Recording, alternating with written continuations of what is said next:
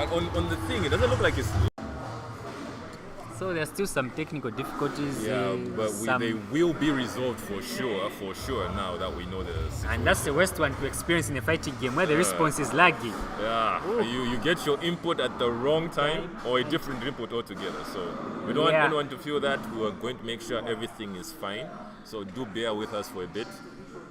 But we will be right Anyway, back. when it comes to online, we have Wi-Fi warriors who thrive in that nonsense. He was built in 5 frames, but he stood down one. And it's always people who use those characters who are 50-50s. In MK11, it was Sub-Zero players. And you could never see them react. It was so bad. Now in MK1, it's the smoke players. It's the smoke players. Jeez. Because of the smokes is mix-ups. Smoke, Homelander. Yep, they need that lag to mix you up. Before you got the nerf afterwards. Yes. As compared to so compared to the two, there's a difference. Compared to PC and it's there. For PC, it's seamless. Immediately you press a button. Yeah, but for this one. So us when we tell you think we're lying, huh? On PC is different. Oh no, it's just the same. Okay.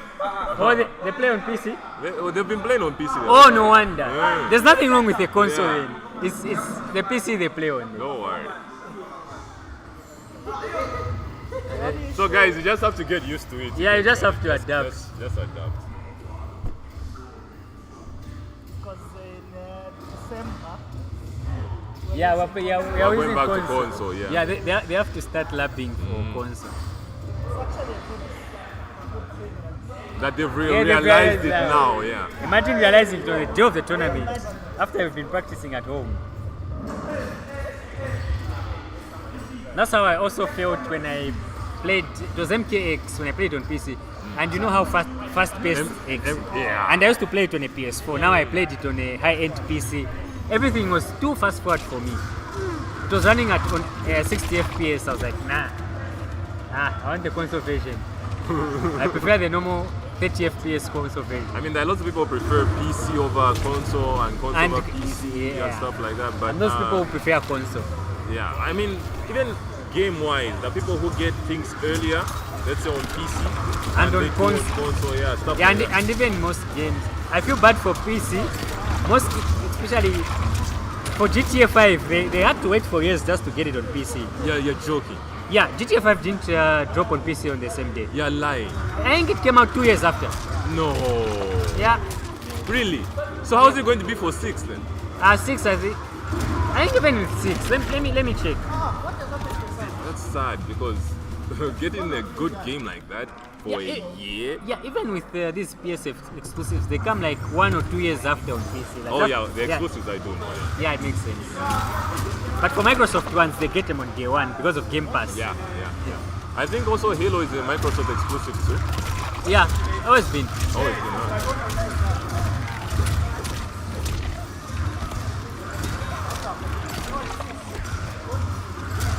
And you know, it's only now that there's a lot of light being shed on exclusives. When you actually think about it back then, there were a lot of games like, look at the PS2. There were a lot of games which were exclusive on the PlayStation and were just on PS2. Yeah.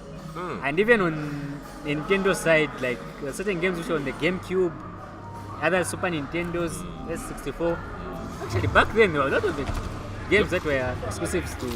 The only way you could get that game is if you had that console. Yeah, at that time. But if you didn't have the exact console you wanted, like for example, you wanted to play Mario, and then you didn't have like a Nintendo. Okay, for Mario it was a non-exclusive. I'm trying to think of a game which was popular but people didn't realize.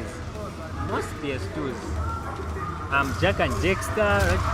But Ratchet and Clank, stuff like that. Though they've continued to make them even now on PS5.